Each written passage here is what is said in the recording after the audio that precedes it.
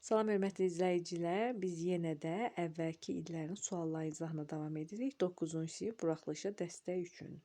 Bu əsl imtahan suallarıdır, yəni sınaq suallar deyil. Əvvəlki illəri keçirilmiş buraxılış suallarıdır. Və 12-ci 10 suala biz çatmışıq. Siz də əvvəlcə WhatsApp kanalımıza keçid edib bu sualları işləyə bilərsiniz. Sonra cavabları ilə tanış ola bilərsiniz. WhatsApp kanalının linkini də açıqlama bölməsində yazacağam. 111-ci suala çatmışıq. Hansı sadə cümlədir? Sadə cümlə ilə mürəkkəb cümlənin fərqi nə idi? Əsasən sadə cümlələr bir qrammatik əsasdan və mürəkkəb cümlələr 2 və daha artıq qrammatik əsasdan ibarət olur. Və A bəndinə baxaq. Külək getdikcə güclənir, yağış dayanmadan yağırdı. Nə edir? Güclənir, nə külək. Bir qrammatik əsas. Nə edir? Yağırdı, nə yağış. Bu oldu 2 qrammatik əsas. Deməli, bu necə cümlədir? Mürəkkəb cümlədir. C bəndi. Soruşdum, cavab vermədi. Kim soruşdu? Mən. Kim cavab vermədi? O. Deməli, hər cümlə öz mübtədası olduğu üçün buraxılsa da bu mürəkkəb cümlə sayılır. Ona görə C-ni də çıxırıq. Ətrafa baxdım ki, mən, heç kəs görünmürdü. Bu da ikinci mübtəda. Bu da mürəkkəb cümlədir. 2 qrammatik əsası var. Külək güclənir, nə külək. Yırğalanırdı, nə gəmilər. Burada da 2 qrammatik əsas olduğu üçün mürəkkəbdir. B bəndi. Gülnar həyəti süpürdü, samavara od saldı. Nə etdi? Süpürdü. Nə etdi? Od saldı. Kim? Gülnar. Bir mübtədası olduğu üçün cavab oldu B bəndi. Çünki bu cümlə sadə cümlədir. Keçək 112-ci suala. Sözlərin fonetik xüsusiyyətlərini nəzərə alaraq nöqtələrin yerinə uyğun olan sözlər sırasını müəyyən edin. Görürük ki, 3 xana var və 3 dənə də söz var. İndi biz baxaq. Birinci xanada bizdən deyir uyğun fikirlər. Yazılışı ilə deyişi fərqlənmir. Kimyəvi fərqlənmir, sırağagün fərqlənmir. İndi biz ancaq birinci sözlərə baxaq. Baxın, məşhur fərqlənmir. A-nı saxlayırıq. Sonra vərəq fərqlənir, B-ni çıxırıq. Ümumiyyətlə, B-ni çıxırıq, B artıq heç baxmırıq. Təbrik fərqlənmir. Bunu saxlayırıq. Lisenziya fərqlənmir. Xət dat. 2 dənə T olanda necə tələffüz olunurdu? T-D. Ona görə yeni də çıxır. Artıq 2 cavabımız çıxıldı. Keçək ikinci xanaya. Sətirdən sətrə keçirmək olmur. Mət, baxın, belə keçirmək olar. Mət, bə-ə kimi keçirmək olur. Ona görə A bəndində çıxırıq. Alim olmur, dua olmur. Bir bəndimiz də çıxıldı. Keçək 3-cü hissəyə. Yazılışı ilə deyilişi fərqlənir. İndi biz 3-cü sözlərə baxırıq. Maqnit. Baxın, əgər Q cingiltili samitdən əvvəl gələrsə, bu zaman Q kimi səslənirdi. Maqnit fərqlənmir, amma bizə lazımdır fərqlənən. Burada gök tüfəng fərqlənir, incik fərqlənir. Burada da ötkəm, ötgəm kimi tələffüz olunur. Cavabımız oldu D bəndi. 113-cü sual. 113-cü sualda isə deyilir. Verilən nümunədə hansı durğu işarəsi buraxılmışdır? Kainatın yaranması, quruluşu, inkişafı və təkamülünün tədqiqi təkcə astronomiyanın deyil, bütün təbiət elmlərinin əsas problemidir. İndi biz baxsaq, kainatın yaranması, vergül, quruluşu, vergül, inkişafı və, burada inkişafından sonra vergül olmaz, çünki və gəlir, inkişafı və təkamülünün tədqiqi təkcə astronomiyanın deyil, deyildən sonra vergül, bütün təbiət elmlərinin əsas problemidir. Burada neçə vergül gördük? 3. Demək, cavabımız oldu B bəndi. Keçək digər suala. Frazeoloji birləşmələri müəyyən edin. Bu da asan sualdır. Ağzına su almaq frazeoloji birləşmədə sandığı qıfıllamaq yox. A getdi. İşə düşmək frazeoloji birləşmə stulları aşırmaq deyil. Deməli, C bəndi. Gözü kəlləsinə çıxmaq frazeoloji birləşmədə çəkiclə vurmaq deyil. Divarı ağartmaq deyil. Üz qaraltmaq frazeoloji birləşmədir. D bəndinə baxaq. Üz vermək. Bəli, frazeoloji birləşmə. Dabanına tüpürmək frazeoloji birləşmədir. Bu iki sözün, yəni bu iki birləşmə mənasını şərhlərdə yaza bilərsiniz. Keçək biz digər suala.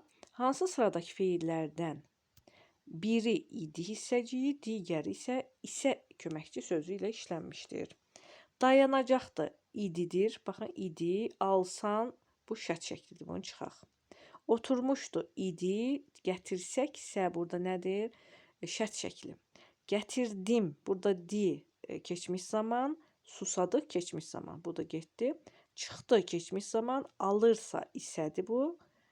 Və A bəndi. Aparmışdı, idi, alıbsa isə, deməli cavab oldu A bəndi. Çünki hər ikisi hissəciklərini, hər ikisi bilirik ki, həmişə, ümumiyyətlə 3 hissəciyin üçü də heç zaman başlanğıc formaya artırıla bilmir. Şəkildən şəkilsindən sonra artırılır. Burada da biz görürük ki, zaman, hər ikisi zaman şəkilsindən sonra artırılmışdır. Cavab oldu A bəndi. Digər sualımızı keçək. Burada isə deyilir ki, hansı cümlədə əlavə söz birləşməsi ilə ifadə olunub? Əlavəni tapırıq, baxırıq söz birləşmədir, yoxsa yox.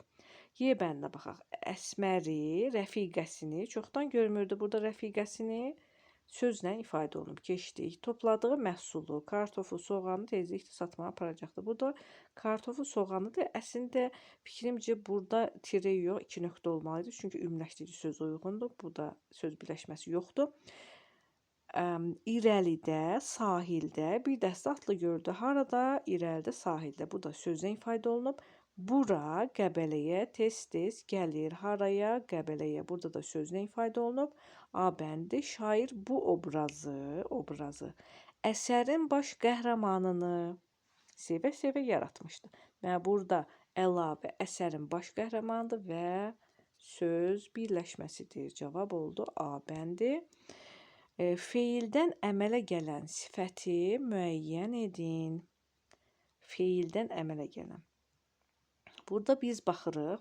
Bizdən sifət soruşulursa, tez bazar necə işləmək olar bu sualı uşaqlar? Baxın, sıxlıq isimdir. Bu getdi. Qırğın isimdir. Bu getdi. Güllü düzdür, sifətdir, amma isimdən yaranıb. Gül, güllü. Lü şəkilçisi isimlər artırıldığı üçün burada isim, gül isimdir. Zarafatcıl deyəndə də düzdür, sifətdir, amma zarafat sözünün kökü də o da isimdən yaranmışdır. Sürüşkən, sürüşkən sözü sürüşmək feilindən yarandığı üçün, özü də sifət olduğu üçün cavab oldu D bəndi. Uyğunluğu müəyyənləşdirin. İsmi birləşmə, bir də feili birləşmə. A bəndi. 3 böyük bina yanaşı tikilmişdir. Baxın, 3 böyük bina. Bu nədir? İsmi birləşmədir. Birin qarşısına yazaq A. Yenə göy üzünü duman bürüyüb. Haranı? Göy üzünü. Baxın, bu söz birləşməsidir. İsmi birləşmədir. Olur B. Sonra sən şəkli həvəslə çəkdin. Burada söz birləşməsi yoxdur. Hər biri, baxın, ayrı sözdür. Ona görə C-ni çıxırıq. C olan cavablar da təbii ki, tez işləmək üçün çıxa bilərik. Baxın, 3 cavab getdi. Sahilə çıxmaq üçün qayığa mindi. Sahilə çıxmaq. Bu nədir? Feili birləşmə. 2-nin qabağına bir dənə D yazaq və Y bəndi cavad hiləgərcəsinə gülürdü. Hər biri ayrı sözdür. Burada da yoxdur. Y bəndində tamamilə çıxanda cavab qaldı A bəndi. Və 119-cu sual. Bu da asan sualdır. Balaca yaman dəcəldir. Cümləsində mübtada nə ilə ifadə olunmuşdur? Burada mübtada kim? Balaca. Balaca da nədir? İsimləşmiş sifət və cavab A bəndi. Sifətlə ifadə olunub mübtada. Ki, bizdən mübtadanı soruşurdu. Və sonuncu suala baxırıq. Sonuncu sualda geniş olsa da asandır. Cümlələrdə fərqləndirilmiş sözləri nəzərə alaraq uyğunluğu müəyyən edin. Bu biraz çaşdırıcı ola bilər, amma diqqətli olaq. Mən səni məsuliyyətli bir şagird bilirdim. Burada bir sözü. İlk maaşından anası üçün, bəzi sözdə səhv yazılıb üçün, bir dəstə qızılgül almışdı. Burada da görürük bir. Hər ikisində bir sözü var. Və biz bu bir sözünün hansı nitq hissəsi olduğunu əvvəlcə ayırmalıyıq ki, cavabı düzgün yazaq.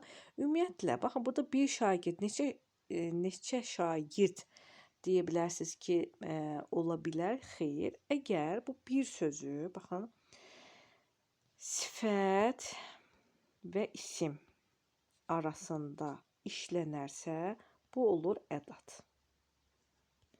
Amma bu bir sözü, baxın, burada olsaydı, deməli, sifət və ismin aid olduğu sifətdən əvvəl işlənəndə olacaqdı say. Yəni, biz desək ki, bir məsuliyyətli şagird, sən, yəni bir məsuliyyətli şagird bizə yaxınlaşdı. Bir məsuliyyət. Əgər belə olsa, olacaqdı say. Amma sifətlə ismin arasında daxil olanda nə olur? Ədat. Və ikinci cümlədə də bir dəstəgül təbii ki olacaqdır. Neçə dəstəgül? Bir dəstəgül sual vermək mümkündür. Bu da olacaqdır say.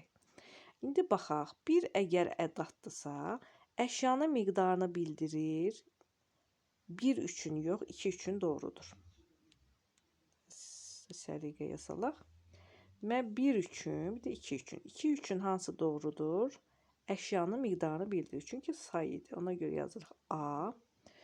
Cümlədən çıxarıldıqda məna dəyişikliyi baş verməz. Ədatı cümlədən çıxarılanda məna dəyişikliyi baş vermir. Ona görə 1-in qarşısından yazırıq B. Cümlədən çıxarıldıqda leksik mənası var. Təbii ki olacaqdır. 2-yə uyğun olacaqdır. C. 2-nin qarşısına C yazırıq. Çünki bu saydır. Yalnız qrammatik mənası var. Təbii ki bu olacaqdır ədat. Yəni D-ni 1-in qarşısına yazırıq və cümlə üzvləri arasında əlaqə yaradır. Bu nəyin tərifidir? Bağlayıcının. Bağlayıcı burada olmadığı üçün Y heç birisinə aid deyil. Cavabımız oldu 1, B, D, 2, A, C. Təbii ki, hansı cavab oldu? Cavab oldu Y bəndi. Suallarımız bu qədər uşaqlar. Yenə də başa düşmədiyiniz nəsə qalsa şərhlərdə yaza bilərsiniz. Ümidvaram ki, hər birisini başa düşdünüz. Siz də bu sualları işləyin, paylaşın və əvvəlcədən işləmək istəyirsinizsə, açıqlama bölməsindəki WhatsApp kanalımıza daxil olub işləyə bilərsiniz. Sağ olun.